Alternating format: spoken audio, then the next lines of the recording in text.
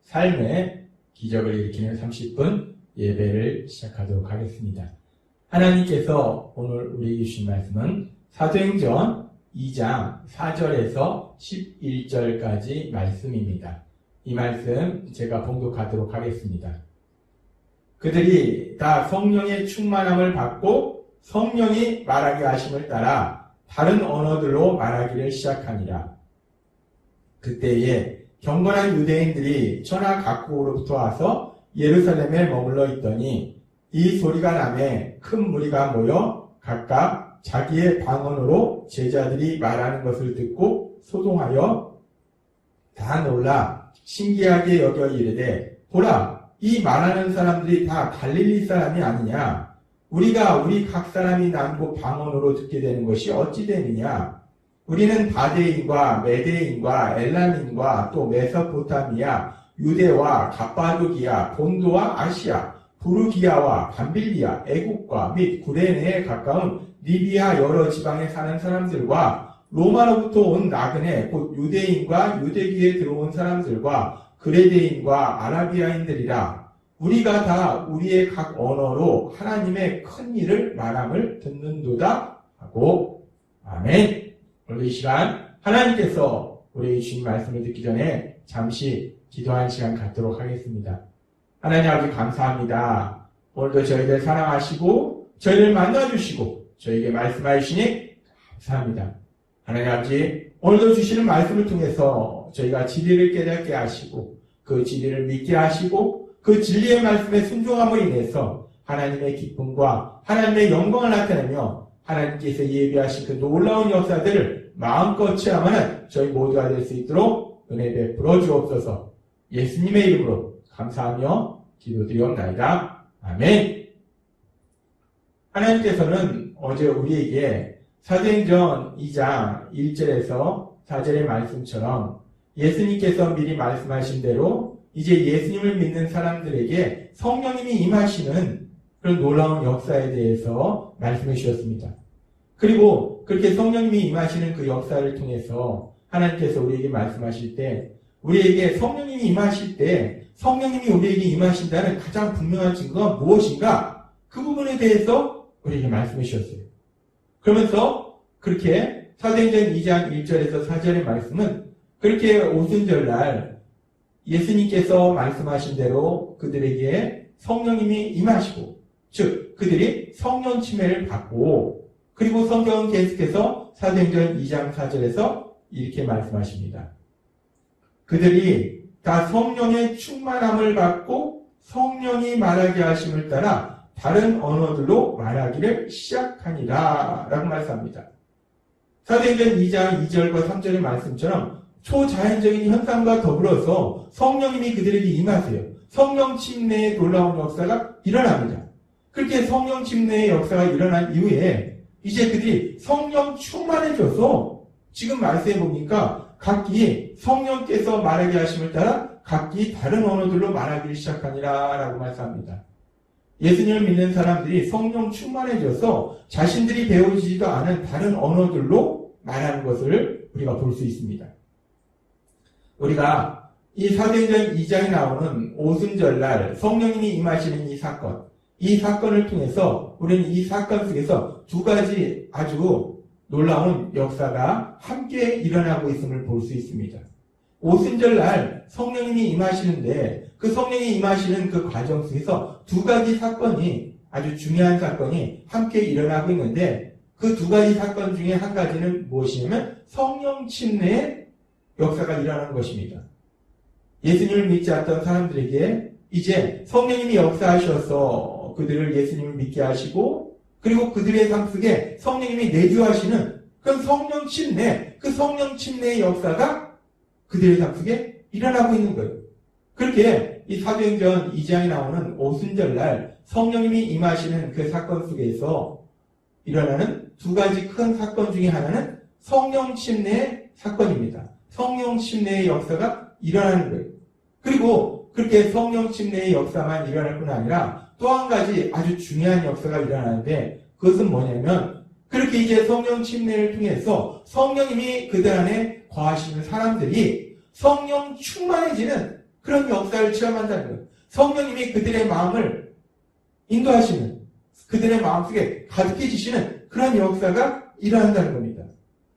우리가 살펴본 사도행전 2장 4절의 말씀, 우리가 살펴봤던 사도행전 2장 4절의 말씀에 보면 그들이 다 성령의 충만함을 받고 성령이 말하게 하심을 따라 다른 언어들로 말하기를 시작하니라 라고 말씀합니다. 성령님이 그들에게 임하셨을 뿐만 아니라 또 하나의 놀라운 역사였는데 성령 충만해졌다는 거예요. 그들이 성령 충만해지니까 성령님의 인도하심에 따라 성령님이 말하게 하심에 따라서 자기가 배우지도 않은 다른 언어로 말하는 것을 볼 수 있습니다. 우리가 성령님의 역사하심에 따라서 거듭남을 인해서 성령 침례를 통해서 성령님이 우리 안에 거하세요. 우리 안에 함께 하십니다. 그런데 그럼에도 불구하고 우리는 여전히 죄를 지으려는 성향을 가지고 있는 원죄를 지닌 연약한 존재라는 거예요. 그렇기 때문에 우리 안에서는 여전히 내 생각과 내 능력으로 살려고 하는 그런 옛사람의 모습과 이제 성령님이 우리 안에 거하시기 때문에 그 성령님의 인도하심과 성령님의 능력으로 살려는 그 두 가지 모습이 계속해서 갈등을 일으킨다는 거예요. 근데 우리가 성령 충만해지면 성령님의 역사하심이 우리 마음을 가득 채우면 어느 순간부터는 내 생각이나 내 능력으로 살아가는 것이 아니라 성령님의 인도하심에 따라서 성령님이 주신 능력으로 세상을 살아간다는 거예요. 지금 사도행전 2장 4절의 말씀이 바로 그 말씀이에요. 예수님을 믿는 사람들이, 제자들이 성령 충만함을 받으니까, 성령 충만해지니까 자신들의 능력 속에는 다른 언어를 배운 적이 없기 때문에 예를 들어서 지금처럼 영어라든지 프랑스어라든지 중국어라든지 일본어라든지 그런 언어들을 배운 적이 없기 때문에 그런 언어로 말할 수 없어요. 그런데 그런 언어를 배우지도 않았던 그 예수님을 믿는 사람들, 제자들이 그렇게 다른 언어로, 다른 나라 말로, 영어로, 중국어로, 일본어로, 프랑스어로 말을 하는 거예요. 하나님이 이루신 큰 일에 대해서 말하고 있는 겁니다. 성령 충만해지니까 성령님의 인도하심에 따라서 성령님이 주신 능력으로 살아가는 아주 귀하고 신나는 모습을 우리가 볼 수 있습니다. 그렇게 성령님이 우리 안에 거하시고 더 나아가서 우리가 성령 충만하면 우리가 그렇게 성령님이 주신 능력으로 살아가는데, 근데 우리가 여기서 알아야 될 아주 중요한 진리 중에 하나는 우리가 예수님을 믿게 될 때 받게 되는 성령 침례, 성령님이 우리 안에 거하신 그 사건은 우리의 평생에 단 한 번만 일어나는 사건이에요. 단회적인 사건입니다. 그렇게 성령님이 우리 안에 오신 건 한 번밖에 없는 사건이에요. 그런데 그렇게 우리 안에 오신 성령님, 그 성령님이 우리 마음을 가득히 채우시는 성령 충만함을 받는 그런 일들은 우리 삶 속에 수시로 일어나야 될 일이라는 거예요. 우리가 지금 성령 충만하다고 우리가 이 땅을 떠나는 그날까지 계속 성령 충만한가? 아니라는 겁니다. 우리가 지금 성령 충만하다고 우리가 계속 성령 충만한 것이 아니고 우리는 또 어느 순간에 내 생각과 내 능력으로 살려간다는 거예요. 그래서 우리는 계속해서 하나님의 은혜, 그 은혜 안에 거함을 인해서 계속해서 성령 충만함을 받아야 된다는 거예요. 성령 충만함은 단회적인 사건이 아니라 우리의 삶 속에 계속해서 반복적으로 일어난 사건이다 라고 하나님 우리에게 말씀하십니다. 그렇게 오순절날 이 두 가지 성령 침례의 그런 역사와 또 성령 충만함을 받는 그 역사, 이 두 가지 역사가 동시에 함께 일어나게 되는데, 그러면서 우리가 이 말씀을 조금 더 깊이 살펴보면 그렇게 이제 성령 충만함을 받았을 때, 이제 예수님을 믿는 사람들이 성령 충만함을 받는 모습에 대해서 이제 처음으로 기록되어 있는데, 그 성령 충만함을 처음으로 받았던 그 예수님을 믿는 사람들, 제자들의 모습 속에 나타나는 게 뭐냐면 각기 다른 언어로 말하는 거였다는 거예요. 각기 다른 언어로 말하는 것을 사도행전 2장 6절은 이렇게 말씀합니다. 이 소리가 나매 큰 무리가 모여 각각 자기의 방언으로 제자들이 말하는 것을 듣고 소동하여 라고 말씀합니다. 이 각기 다른 언어로 말하는 것을 방언으로 말했다라고 얘기합니다. 즉 성령 충만해지니까 방언으로 제자들이 말하더라는 거예요. 근데 사실 여기서 말하는 방언은 고린도전서 12장에서 말씀하는 방언과는 차이가 있는 방언입니다. 고린도전서 12장에서 말씀하는 방언은 사람이 알아들을 수 없는, 하나님만이 알아들을 수 있는 그런 신비한 언어를 방언이라고 얘기해요. 근데 사실 사도행전 2장에 나오는 이 방언, 성령 충만해져서 제자들이, 예수님 믿는 사람들이 했던 그 방언은 다른 사람들이 알아들을 수 없는 신비한 언어가 아니라 자기가 배우지 않은 다른 언어예요. 외국어예요. 지금식으로 얘기하면 영어로 말하는 것이고, 영어를 배우지 않았는데 영어로 말하는 것이고, 프랑스어로 말하는 것이고, 일본어로 말하는 것이고, 중국어로 말하는 것이고, 지금 사도행전 2장에서 말씀하는 방언은 고린도전서 2장에서 말씀하는 방언과는 사실 다르다는 겁니다. 근데 어찌되었든 여기서 중요한 것은 무엇이냐면, 예수님 믿는 사람들이, 제자들이 성령 충만해지니까, 그 성령 충만해지니까 나타나는 첫 번째 현상이 뭐냐? 방언이 들어가는 거예요. 성령 충만해지니까 방언을 하더라. 그래서 어떤 사람들은 얘기합니다. 아, 성령 충만함을 받으면 방언을 하는구나. 근데 이렇게 성령이 임하시고 성령 충만할 때 방언하는 모습이 여기만 나타나는 것이 아니라 사도행전에 보면 또 이곳저곳에 나타나는 모습이 있어요. 베드로가 고넬료 집안에 가서 하나님의 말씀을 전할 때 그들에게 성령이 임하십니다. 사도행전 10장 44절 말씀. 베드로가 이 말을 할 때 성령님이 말씀 듣는 모든 사람에게 내려오시니 베드로와 함께한 온 할례받은 신자들이 이방인들에게도 성령 부어주심으로 말미암아 놀라니 이는 방언을 말하며 라고 말씀합니다. 이 성령이 임하시니까 그들이 방언을 하더라는 거예요. 또 이런 모습이 있는데 바울 사도가 에베소 지역에서 예수님 믿는 사람들에게 안수할 때 사도행전 19장 6절 말씀, 바울이 그들에게 안수함에 성령이 그들에게 임하심으로 방언도 하고 라고 말씀한다는 거예요.